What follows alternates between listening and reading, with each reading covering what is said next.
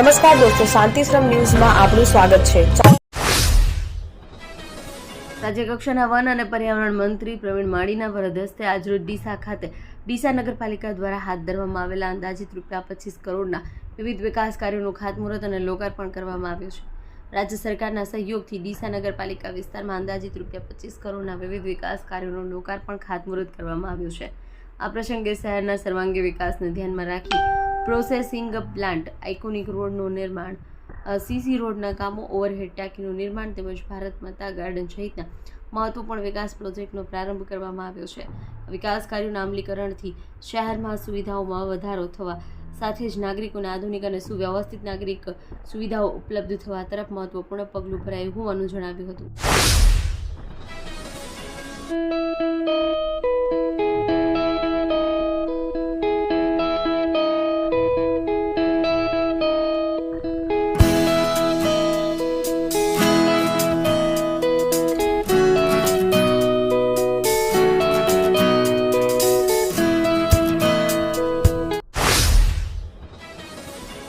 બનાસકાંઠા એલસીબીએ વાહન ચોરીના 17 અનડિટેક્ટ ગુનાનો ભેદ ઉકેલ્યો છે।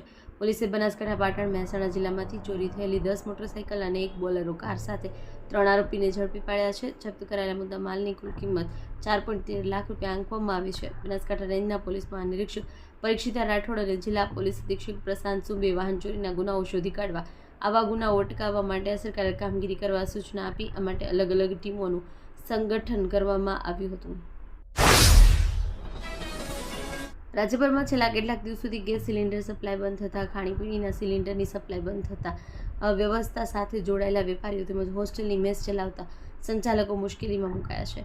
કોમર્શિયલ ગેસ સિલિન્ડર સપ્લાય બંધ થવાને કારણે હોટલ, રેસ્ટોરન્ટ, ફૂડ સ્ટોલ અને હોસ્ટેલની કેન્ટીનમાં ગંભીર સ્થિતિ સર્જાય છે। બીજી તરફ જ્યાં સિલિન્ડર મળી રહ્યા છે ત્યાં કાળે બજારમાં 3000 થી 4000 રૂપિયા સુધી વસૂલવામાં આવી રહ્યા છે। આ પરિસ્થિતિમાં સૌથી વધુ અસર વિદ્યાર્થીઓ માટે મેસ ચલાવતા સંચાલકોને થઈ રહી છે। ત્યારે અમદાવાદ એલડી એન્જિનિયરિંગમાં વિદ્યાર્થીઓ ભૂખ્યા ન રહે તે માટે મેસ સંચાલકોએ પરંપરાગત દેશી ચૂલા પર જમવાનું બનાવવાનું શરૂ કર્યું છે।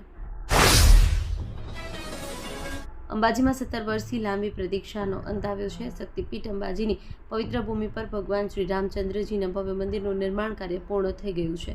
સાથે જ અંબાજીમાં પ્રભુ શ્રીરામના દરબાર સજ્જ થઈ રહ્યો છે। આ મંગલ પ્રસંગે શ્રી રામકૃષ્ણ પરિવાર અને હિંગળાજ માતાના ભવ્ય મંદિરનો અચલ પ્રાણ પ્રતિષ્ઠા મહોત્સવ વિક્રમ સંવત 2082 ફાગણ વદ દશમથી 11 દરમિયાન ખૂબ જ હર્ષોલ્લાસ સાથે ઉજવવામાં આવશે।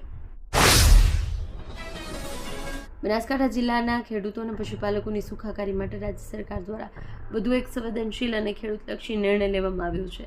જિલ્લાની જીવાદોરી સમાન દાંતીવાડા અને સીપો ડેમને જોડતી પાઇપલાઇન માટે રાજ્ય સરકારે ₹119 કરોડના માતબર ખર્ચે વહીવટી મંજૂરી આપી દીધી છે। મહત્વાકાંક્ષી પ્રોજેક્ટ સાકાર થવાથી બનાસકાંઠાના પશ્ચિમ અને અર્ધશુષ્ક વિસ્તારોમાં સિંચાઈના પાણીની સમસ્યાનો કાયમી ઉકેલ આવશે, જે જિલ્લાના કૃષિ અને પશુપાલન ક્ષેત્ર માટે આશીર્વાદરૂપ સાબિત થશે।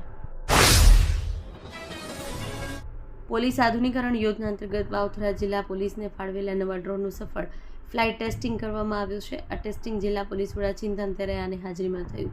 અવસરે પોલીસ અધિકારીઓ અને સ્ટાફની ઉપસ્થિતિમાં ડ્રોનને ઉડાડી તેની ટેકનિકલ ક્ષમતાઓ અને કાર્યક્ષમતાનું પરીક્ષણ કરવામાં આવ્યું। આધુનિક સાધન દ્વારા ભવિષ્યના જિલ્લામાં કાયદો વ્યવસ્થા જાળવવા, મેળા મહોત્સવમાં દેખરેખ રાખવા તેમજ સંવેદનશીલ વિસ્તારો પર નજર રાખવામાં મદદ મળશે।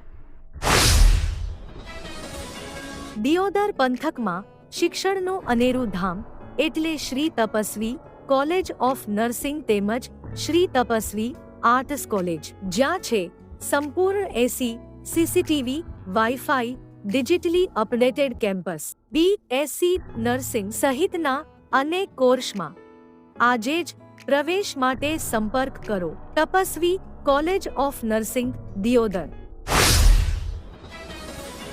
ધાનેરામાં આજે સમૂહમાં દેલિયા વ્રતની ઉજવણી કરવામાં આવી। શ્રી પરશુરામ ફાઉન્ડેશન ધાનેરા દ્વારા આયોજિત આ કાર્યક્રમમાં મોટી સંખ્યામાં મહિલાઓ જોડાઈ।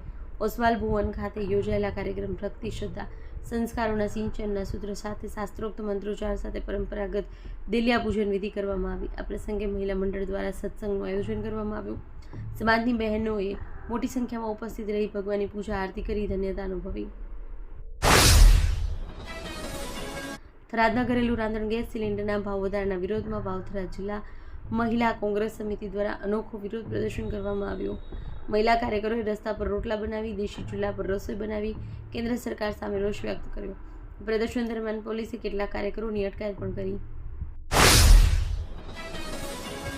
કોંગ્રેસ પક્ષ દ્વારા વાવ થરાદ જિલ્લાના તમામ તાલુકાઓમાં સંગઠનનું વિસ્તરણ કરવામાં આવી રહ્યું છે. આ અંતર્ગત દિયોદર તાલુકા કોંગ્રેસના અનુસૂચિત જાતિ વિભાગના ચેરમેન તરીકે પરમાર જોરાભાઈ માધાભાઈની નિમણૂક કરવામાં આવી છે.